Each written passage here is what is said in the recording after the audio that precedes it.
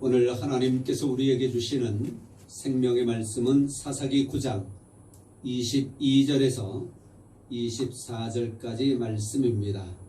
기록된 하나님의 말씀을 다 같이 합독하겠습니다.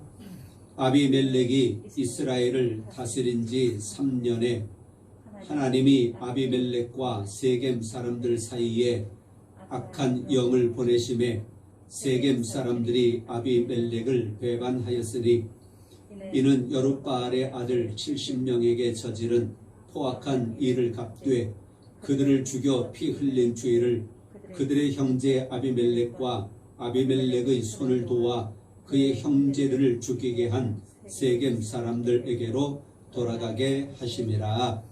아멘.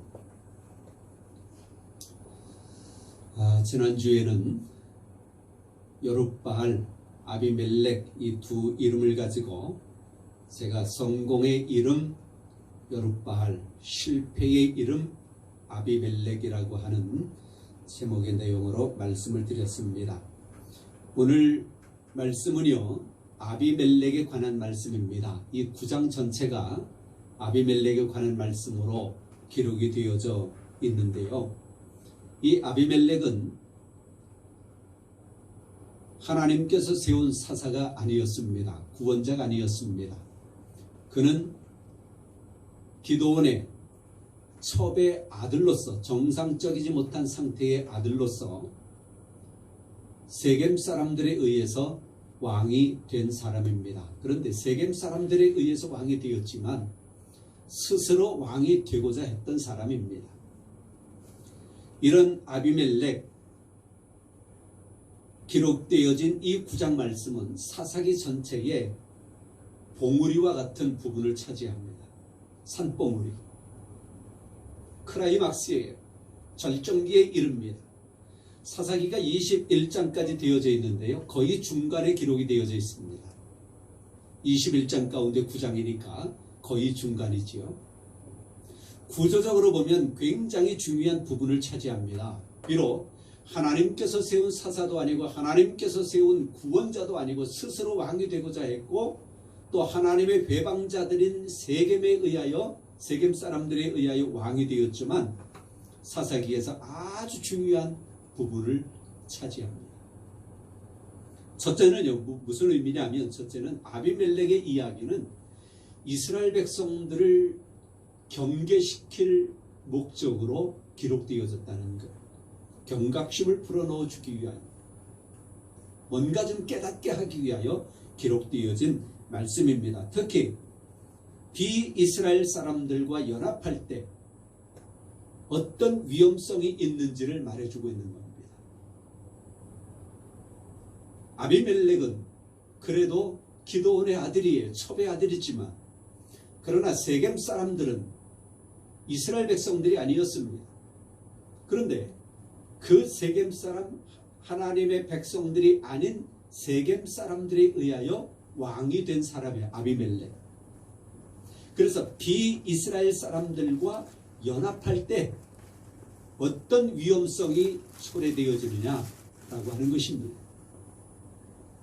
기드온이 행한 모든 일들이 세겜 사람들과, 특히 아비멜렉이 행한 모든 일들이 세겜 사람들과 함께 살아갈 때 되어진 일들이었습니다.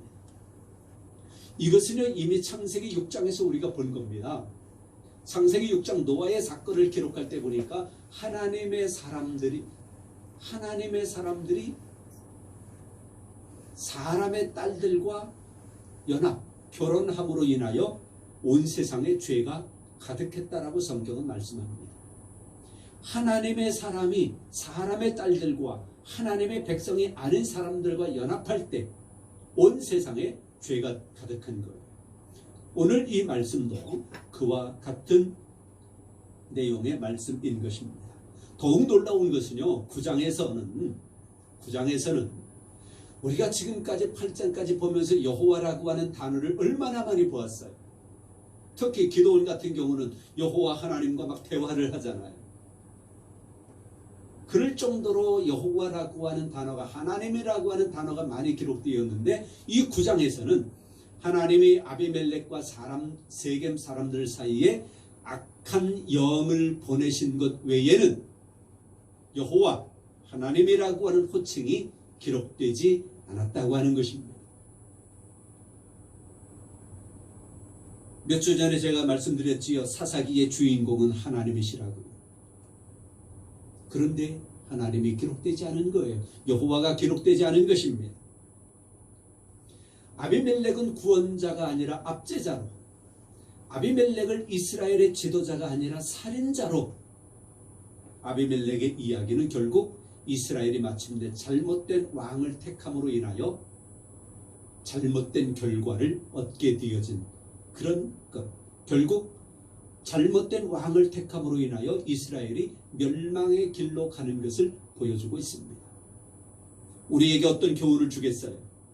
영적으로 우리는 하나님의 백성이 아닌 자들과 함께 영적으로, 물론 우리가 함께 생활하고 취미생활도 하고 직장생활도 하고 밥도 먹고 모든 것을 같이 할 수 있겠지만 영적인 것을 하나님의 백성이 아닌 다른 이들과 연합할 때, 영을 혼합할 때, 그때에 우리는 영적으로 뿐만이 아니라 우리의 모든 삶에 멸망의 길로 징계를 받을 수밖에 없다고 하는 교훈을 이스라엘 백성들에게, 또한 21세기 저와 여러분 우리에게 말씀해 주고 있는 것입니다. 두 번째 볼 수 있는 것은요, 하나님의 심판에 대해서 말하는데요, 하나님의 심판은 한치의 어김도 없다라고 하는 거예요. 아비멜렉과 세겜 사람들이 서로 먹고 먹히는 일로 기록되고 있어요. 세겜 사람들에 의하여 아비멜렉이 왕이 되잖아요. 그런데요, 나중에는 23절에 보니까, 23절 후반절에 보면 세겜 사람들이 아비멜렉을 배반하였다요. 배반했어. 서로 먹고 먹히는 그런 관계에 있는 것입니다. 더욱이 이스라엘 백성들이 하나님 앞에 징계를 받고 아비멜렉이 멸망받고 하는 이 심판의 요인, 이것이 뭘까? 그것은 오늘 우리가 본문을 읽은 23절, 24절, 그리고 56절, 57절에 기록이 되어져 있습니다. 하나님 앞에 악한 일을 했을 때에 그것은 하나님의 징계로, 하나님의 심판으로 반드시 돌아온다라고 하는 것을 보여주고 있습니다. 그래서 아비멜렉과 세겜의 관계는 악이 악을 멸하는 결과를 초래하는 거예요. 악이 악을 멸하는 거예요. 부정한 방법으로 행한 모든 것들에는 항상 위험성이 있고요. 부정한 방법으로 행한 것에는 언제든지 또 그것이 부정으로 다가와서 나를 덮어버릴 수 있다고 하는 겁니다. 가끔 이 정치인들 뇌물 받고 한 거 걸리잖아요. 줄 때는 얼마나 사이가 좋았겠어요. 돈가방 줄 때는 얼마나 사이가 좋았겠어요. 야, 이거 당신과 나만 하는 거야? 그런데 이런 부정한 일에는 또 녹음하는 사람이 있더라고요. 그래서 자기가 불리하게 될 때는 그걸 탁 터뜨리는 거예요. 그렇지요? 과거엔 사이가 좋았는데. 부정한 것은 부정한 것으로, 악으로 다시 돌아온다라고 하는 이런 원리를 우리는 알아야 합니다. 그래서 기드온과 미디안의 전투에서 기드온의 용사 300명이 나팔을 부니까 미디안 사람들이 어떻게 했어요? 그냥 거기서 서로 자기들끼리 서로 죽이는 거예요. 하나님의 회방자, 악한 자들은 그런 악으로 서로를 죽이는 이런 일이 일어나고 말았습니다. 악과 악은 화평할 수가 없다고 하는 원리. 악은 서로 싸워서 서로 멸망할 수밖에 없다라고 하는 이런 원리. 아비멜렉을 왕으로 삼은 세겜 사람들이 아비멜렉을 다시 배반하게 되어졌다고 하는 이런 것들을 우리가 생각하면서 하나님의 심판은 어김없다고 하는 것을 우리의 마음속에 새기고, 그러나 하나님은 심판하시는 하나님은 아니시지요. 우리를 멸망시키시는 하나님은 아니셔요. 그러나 하나님은 우리를 징계하시고 우리를 훈련하시고 테스트하시는 그런 하나님으로서 하나님의 심판은 어김없다고 하는 것. 자, 그러나 세 번째 볼 것은 우리에게 소망을 가져다 줍니다. 세 번째 이 아비멜렉에 대한 이 9장의 말씀은 우리에게 소망을 가져다 주는 말씀이에요. 그래서 우리는 어떤 상황 가운데서 우리는 소망을 가져야 된다고 하는 것, 어떤 상황 가운데서 우리는 희망을 버리지 말아야 된다고 하는 것. 호랑이에게 물려가도 정신만 바짝 차리면 산다는 그런 옛말도 우리가 있잖아요. 소망이 있다고 합니다. 아비멜렉에 대한 이야기 53절 54절에서 아비멜렉은 죽습니다. 그런데 아비멜렉이 어떻게 죽느냐 하면요, 한 여인이 맷돌 윗짝을 아비멜렉을 머리 위에 던져버려 가지고요, 이 아비멜렉이 두개골이 쪼개지는 거예요. 두개골을 깨뜨려 버립니다. 그러니까 아비멜렉이 자기의 무기를 든 청년을 급히 불러가지고 그에게 말을 합니다. 너는 칼을 빼서 나를 죽여라. 사람들이 나를 가리켜 여자가 나를 죽였다 할까 두렵다. 그 수치스러움 나는 당할 수 없다. 그러니 차라리 네가 칼로 나를 죽여라. 그래서 찔러서 이제 이 아비멜렉이 죽습니다. 하나님은 결국 이런 방법으로 아비멜렉을 끝장내버리고 말았어요. 이걸 보면서 우리 여호와 하나님은 하나님의 백성을 멸하려고 하는, 하나님의 백성을 배반하는, 하나님의 백성을 괴롭게 만드는 그런 모든 자들을 하나님이 심판하신다, 멸하신다라고 하는 것을 여러분들이 기억하시기를 바랍니다. 여기에 우리의 위로가 있고요, 여기에 우리의 소망이 있습니다.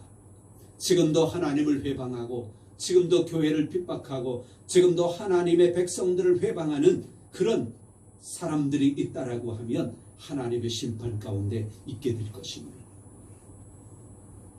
하나님께서는 자기 백성들을 눈동자같이 지켜주신다라고 성경은 말씀하고 있습니다. 하나님의 백성들이 잠시 고통에 빠지고, 하나님의 백성들이 어떤 일로 인하여 징계를 받을 수 있지만, 하나님의 백성들이 어떤 일로 인하여 염려, 근심, 걱정에 놓여질 수 있고 고통 가운데 놓여질 수 있지만, 그러나 하나님께서는 결코 하나님의 백성들을 지켜주실 줄 믿습니다.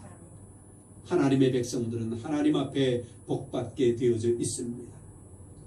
아비멜렉을 우리가 보면서 성경에서는 잘못된 지도자, 연약한 지도자가 있을 때에, 백성들이 그런 지도자를 만날 때에 그 백성들은 어떻게 했을까요? 하나님 앞에 기도했습니다.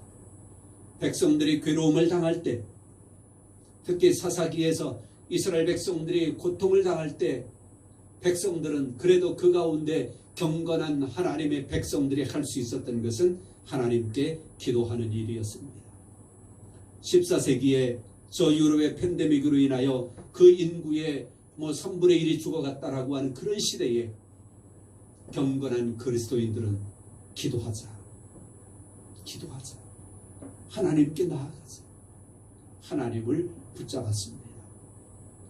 코로나로 인하여 어려운 이러한 시기에 또 위정자들을 위하여, 대통령과 정치하는 이들을 위해서는 우리가 어떤 위정자를 만나든 간에 하나님 앞에 기도해야 할 일이지만, 이런 어려운 시기에 위정자들을 위해서 더 많이 기도하고, 세계적으로 어려운 이런 시기에 우리 그리스도인들이 더 힘써 기도했으면 참으로 좋겠습니다. 그러면 하나님께서 결코 우리의 기도를 외면하지 않으실 줄 믿습니다. 왜냐? 하나님은 결코 하나님의 택한 백성들을 눈동자같이 지켜주시기 때문입니다. 기도하겠습니다.